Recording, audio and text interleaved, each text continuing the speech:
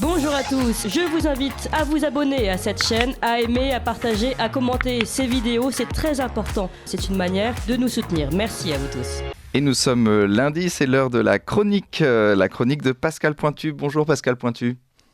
Bonjour Corentin. Alors, Bonjour Valentin. Alors aujourd'hui, vous nous parlez des retraites des bassines de Marlène Schiappa et consorts. Oui, je voulais faire un rapide tour de l'actualité parce que je suis quand même assez sidéré de voir l'état de notre pays et de voir dans quelle situation nous sommes à l'heure actuelle. Donc nous parlons de la réforme des retraites, mais moi j'ai peu entendu parler de travail. C'est-à-dire qu'on parle beaucoup de retraite, mais on parle jamais de travail. Et malheureusement, sans travail, il n'y a pas de retraite. Et donc, moi, je pense qu'on fait fausse route. Le gouvernement fait fausse route d'abord par une réforme abrupte, non concertée, et où on ne parle pas d'abord de ce qui devrait être, c'est d'abord le travail. Et je pense à tous ces jeunes qu'on a voulu, sous Mitterrand, avoir le bac à 80, plus de 90%, je crois, actuellement. Nous avons de bacheliers et nous savons qu'il y a 70% d'échecs en études supérieures sur ces 90% de bacheliers. Donc on va se retrouver avec une France, avec des jeunes qui sont complètement démotivés, parce que depuis 40 ans, nous n'avons jamais voulu mettre en place une réforme sur l'apprentissage et faire comme nos amis suisses, faire de l'apprentissage une filière d'excellence et de tirer par le haut.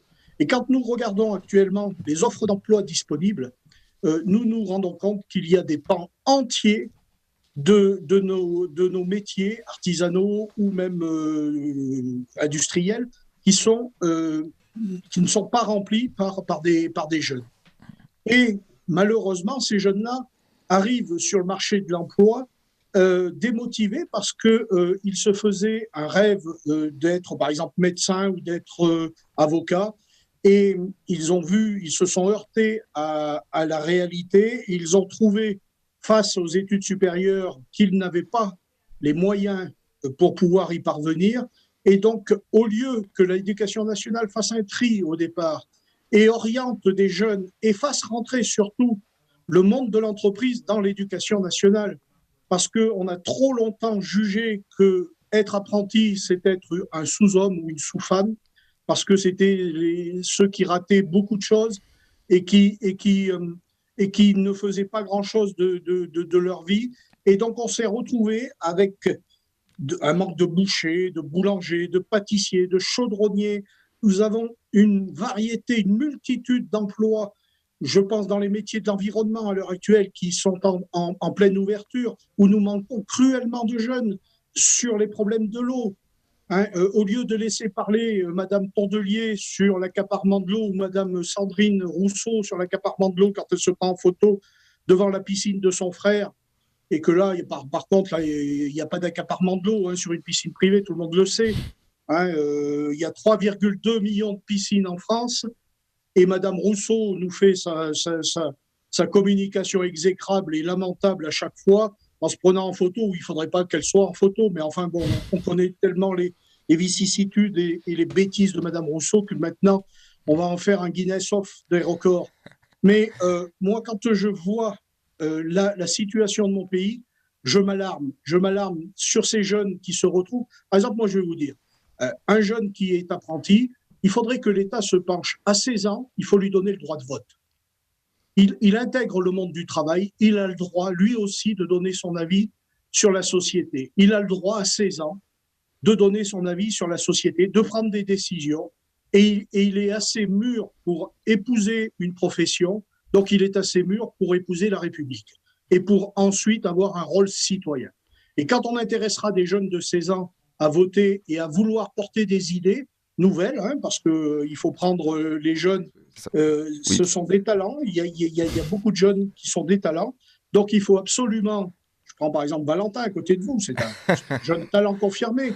Je vous laisse mettre de vos propos. Oui, j'ai remarqué ces chroniques abouties, notamment sur notre ami Clémence, qui m'ont fait beaucoup rire.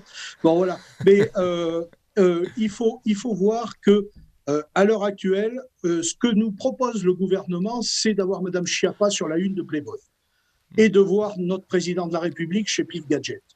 Bon, au bout d'un moment, nous avons quand même des priorités en France. Il y a quand même des dettes extraordinaires à combler.